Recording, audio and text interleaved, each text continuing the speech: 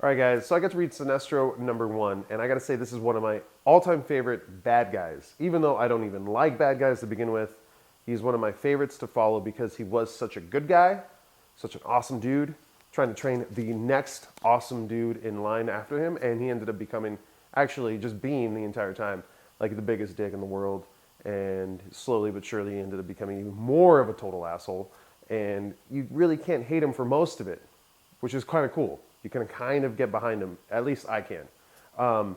I was really excited for this though because of the last, since he's been around, he's just always done really cool things and brought really, him being a part of something has always brought really cool things to the DC universe, like the Sinestro Corps and the whole light war that ensued after that. It was just really awesome to see his character grow, become ultimate evil, ultimate good, and then just bounce. And it was like, okay, well, he's gonna come back eventually. He didn't die, and like it was tragic or whatever. And then now he's coming back. It's like, no, he's just been away doing his own thing, clearing his head, and this is finally him coming back and being like, I got stuff to do. So I was really excited for it. I was really, really stoked to see what they would do with this character, and I was actually pleasantly surprised that I was not disappointed.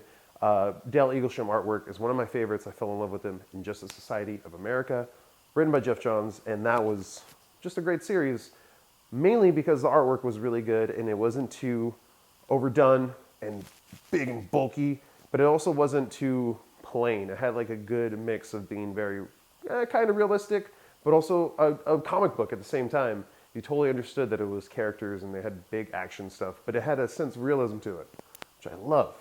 And this kind of has the same thing, and you're dealing with Sinestro, a purple dude, and a Sinestro Corps, which is just a group of things from the universe. And it all still looks kind of real. Even though it's clearly a comic book, it still looks kind of real. I love that. I love that in any story, and this one does it really well.